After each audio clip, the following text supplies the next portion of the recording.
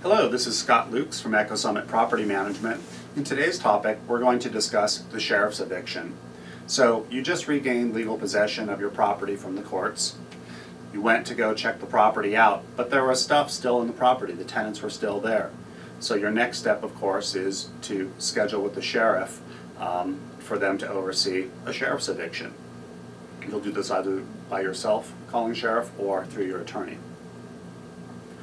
The sheriff, when they schedule with you, will set a date and a time, and they'll also tell you how many people they want you to bring along to remove the possessions from the house. They'll ask you some basic questions like how big is the house, how much material is still there, etc.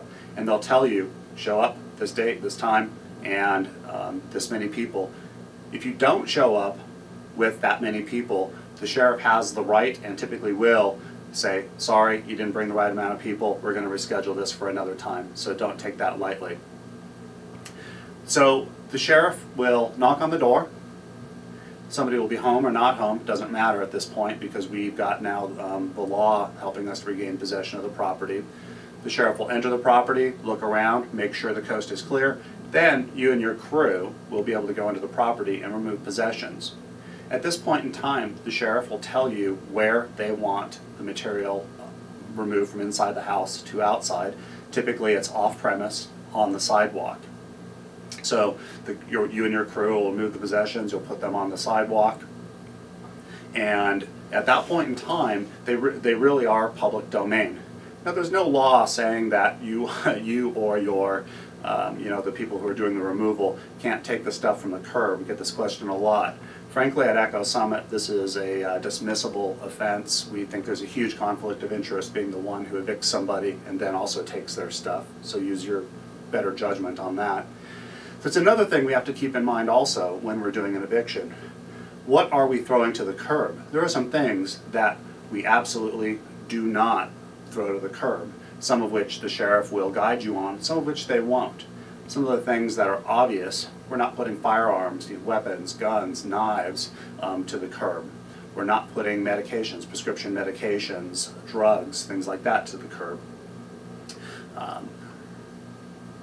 Things that the sheriff might not be thinking about that you really need to stay on your game is, for instance, personal computers. Why personal computers? Well, the hard drive might have personal data on them where when you put it to the curb, you, as the landlord, might be held liable for this person's personal information, credit card accounts, passwords, etc., getting into the public. In that situation, we recommend taking that computer back to your office, holding it for a while, making some repeated attempts to get back a hold of the previous tenant to give the possession back. Then maybe after the fourth or fifth attempt over a couple of month period, ask your attorney, have we acted in good faith with integrity? They'll say yes or no, and if they say yes, feel free to discard it. And by discarding it, what you're doing is we're taking the hard drive and we're taking it to a professional hard drive destruction place. Typically these are those data recovery centers. And of course we can add that destruction fee to the tenant's bill, which of course we'll get in collections, right? We'll cover that in another topic coming up. I hope this was informational.